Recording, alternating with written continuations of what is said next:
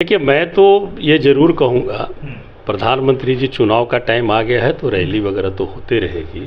आप एक ऐसा उपाय क्यों नहीं करते हैं कि बिहार में जो प्रति वर्ष जो बाढ़ आती है, एक साइड उत्तर बिहार में और एक साइड में सुखाड़ रहता है, उसके लिए आप क्यों नहीं योजना बनाते हैं?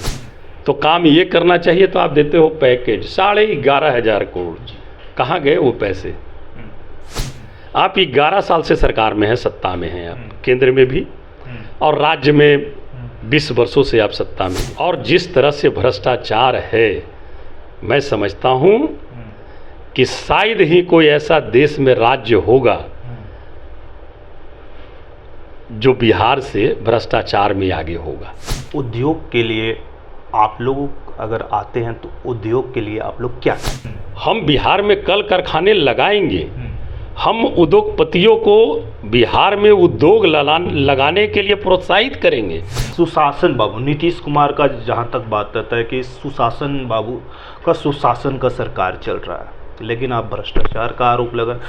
नमस्कार, सोशल संवाद में आप सभी का स्वागत है। मैं हूं सिद्धार्थ। आज बात करेंगे हम बिहार की राजनीति को लेकर।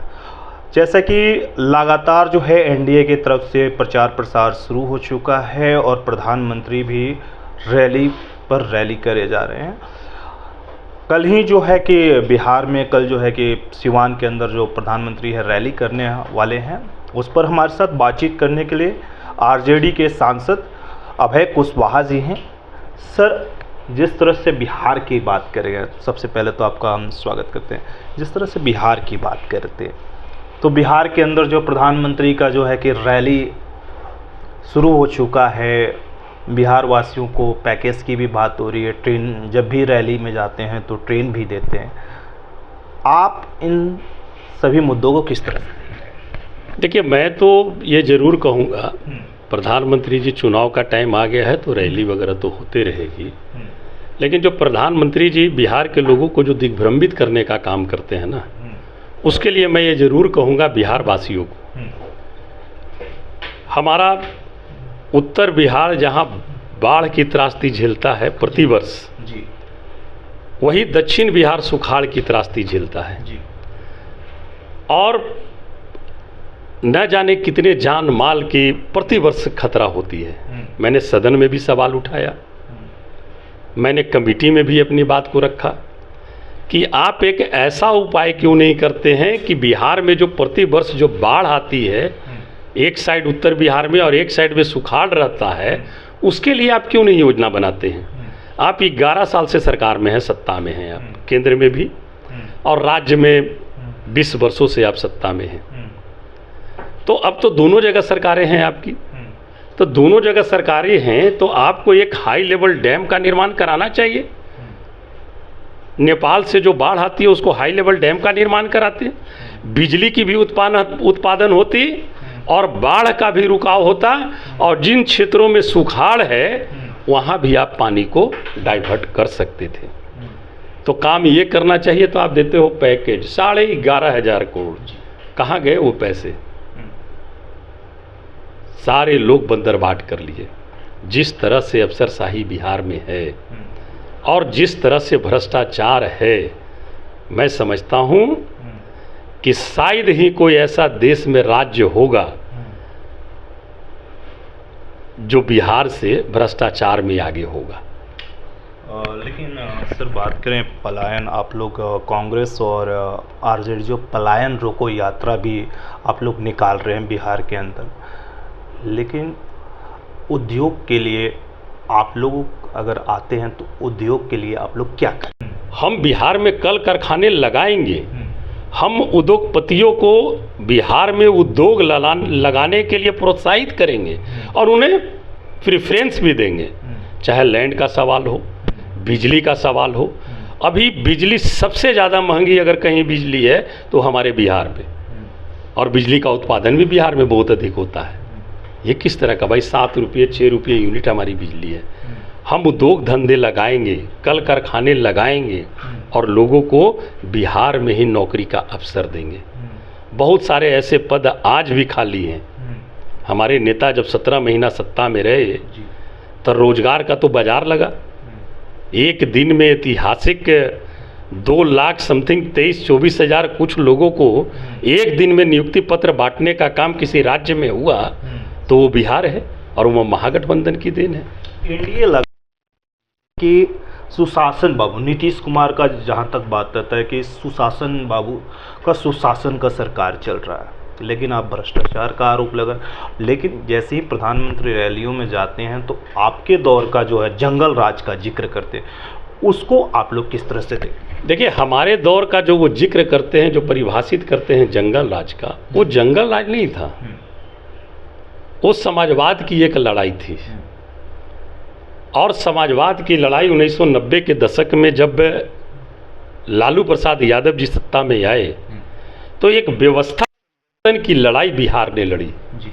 और मैं समझता हूं कि वो व्यवस्था परिवर्तन की लड़ाई अगर बिहार में नहीं लड़ी जाती तो आज हमें इस तरह का सुंदर बिहार नहीं मिलता। मैं आपसे एक चीज़ और कहना चाहता हूं, ये 2005 से 2090 की बात करते हैं। 90 के पहले किन की सत्ता रही बिहार में? कांग्रेस पार्टी की जी। कांग्रेस पार्टी के उस समय के 90 के दशक के कोर वोटर कौन हुआ करते थे, और आज वो कोर वोटर कहाँ हैं, किन के साथ हैं, ये आप देख लीजिए। 90 के पहले जो कांग्रेस की जो कोर वोटर हुआ करती थी, वो आज कोर वोटर कहाँ हैं, किन के साथ हैं?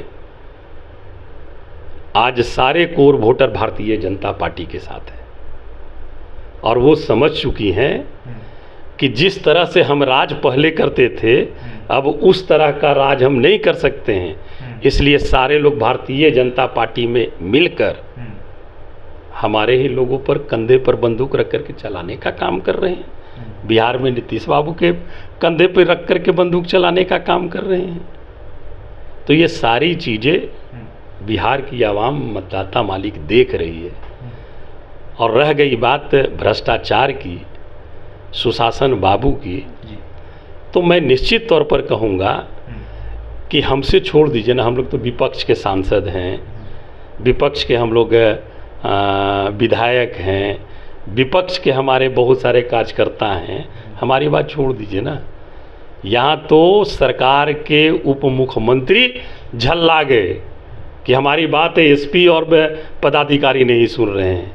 अरे आप ही लोग के माध्यम से आया है विजय सिन्हा जी, आप सरकार के कोई वर्कर से जाकर के पूछ लीजिए कि अफसरशाही का क्या हाल है, ब्लॉक की क्या स्थिति है, किस तरह का ब्लॉक थाना में भ्रष्टाचार है, किस तरह की ब्लॉक थाने में घूसखोरी है। हमसे छोड़ दीजिए, सरकार के हैं किसी वर्कर से जाकर के आप प्रखंड में और जिला में जाकर के पता कर लीजिए, पूछिएगा तो वो खुद ब खुद बता देंगे। सर, बाबा साहब अम्बेडकर को लेकर जिस तरह से लालू जी की तस्वीरें वायरल हुई, उसको लेकर एनडीए ने प्रदर्शन किया कि बाबा साहब का लालू जी ने अपमान कर दिया। देखिए, हम लोग बाबा साहब की विचारधारा को मानने वाले लोग नहीं, बल्कि उनकी विचारधारा को हम लोग पूजने वाले लोग हैं। और आप पे भी वीडियो को देखे होंगे, हमने भी वीडियो को देखा है। ये सिर्फ प्रोपगंडा फैलाने का इन लोग काम कर रहे हैं। जिस उम्र में और जो तबीयत है हमारे राष्ट्रीय अध्यक्ष जी का, उस कंडीशन में वो बैठे हुए थे और लोग जाकर के जन्मदिन पर बधाई दे रहे थे।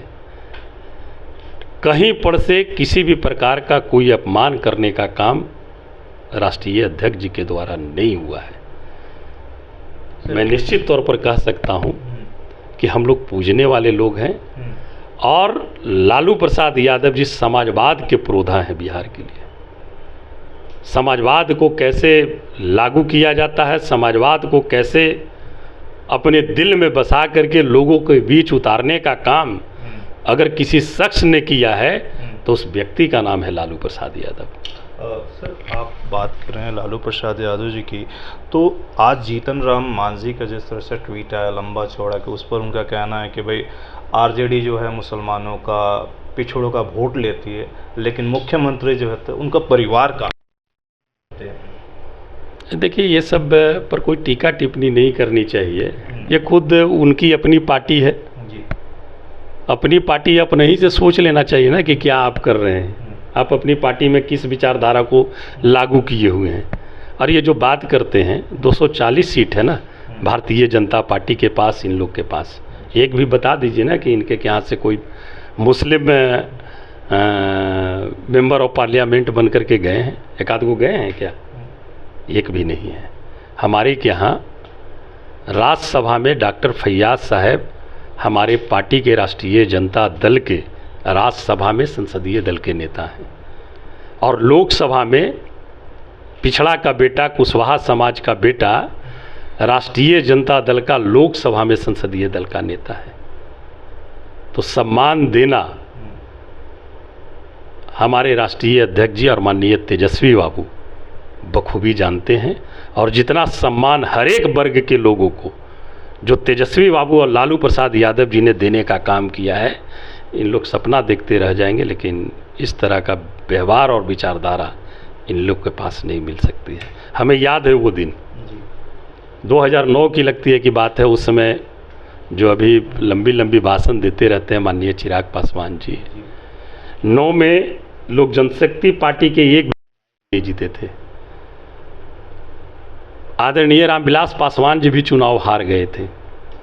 राजद कोटे से लालू प्रसाद यादव जी ने ही आदरणीय रामविलास पासवान जी को राज्यसभा भेजने का काम किया था।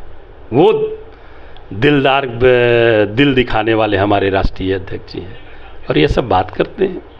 इसलिए बात करने से कुछ होने वाला नहीं है। बिहार में बेरोजगारी कैसे, बिहार से पलायन कैसे दूर होगा, बिहार में हम रोजगार का अवसर कैसे पैदा करेंगे, बिहार में माँ बहनों को हम आर्थिक रूप से सशक्त कैसे बनाएंगे, हम कैसे महंगाई को कम करेंगे, ये विजन तेजस्वी बाबू के पास है। और उस विजन को लेकर के बिहार के मतदाता मालिक के पास जा रहे हैं और बोल रहे हैं कि एक मौका दीजिए हमें सेवा करने का। अरे भाई, एक मौका 5 साल के लिए न दीजिएगा, 5 साल मौका दीजिए सेवा करने का। नहीं काम करेंगे बढ़िया फिर हटा दीजिएगा ना, लेकिन एक मौका तो देके देखिए। उन्होंने दिखाया है काम करके। 17 महीने रहा तो जो बोला वो चीज़ किया। 2015 में भी जब महागठबंधन की सरकार बनी थी, उस समय मैं भी विधायक बना था। 7 निश्चय योजना उसी टाइम में लागू हुआ था, याद है हमें। उसी योजना में एक हर घर नल का जल योजना था, महागठबंधन सरकार की ही देन है, जिसको केंद्र सरकार ने भी अडॉप्ट किया और पूरे देश में लागू किया। और 17 महीने की सरकार बनी तो नौकरी तो बटी ही, जातीय गणना हुआ बिहार में। और जब जातीय गणना बिहार ने करा लिया, तब देख लीजिए भारतीय जनता पार्टी केंद्र सरकार भी देश में ऐलान किया कराने का। तो ये तो बिहार का ही ना कॉपीराइट किया इन्होंने। एक तरफ एनडीए की बात करें तो एनडीए ने आज कहा कि बीजेपी जो है कि आरजेडी जो है कि 25 सीटों पर निपट जाएगी। इतना काहे के लिए प्रधानमंत्री जी, गृह मंत्री जी, जितने कैबिनेट के मंत्री हैं, जितने उनके समर्थित जो राज्य है उसके मुख्यमंत्री हैं, जितने उनके बाबाएं हैं, बाबा मतलब वो सारे लोग बिहार की ओर कूच कर रहे हैं। काहे के लिए घबरा रहे हैं भाई? क्यों इतनी आपको बेचैनी है, क्यों घबराहट है? लेकिन ये आशंका हमें भी है कि ये सत्ता में बने रहने के लिए और सत्ता पाने के लिए ये किसी भी हद तक के जा सकते हैं। हमें होशियार रहने की ज़रूरत है और हमारे बिहार के लोगों को सचेत रहने की आवश्यकता है। सचेत रहें और एक बिहार को नई ऊर्जा के साथ आगे ले चलने के लिए, बिहार को नई दिशा की ओर, नई सोच की ओर ले जाने के लिए भाई तेजस्वी जी के नेतृत्व में एक मौका दीजिए आप सेवा करने का। तो बहुत बहुत शुक्रिया सर। हमारे साथ एमपी साहब ने बात किया, अभय सिन्हा जी ने। तो जनता जो है बिहार की क्या सोचती है, इस पर जनता का ही राय आप ज़रूर बताइएगा। दिल्ली से सोशल संवाद की रिपोर्ट।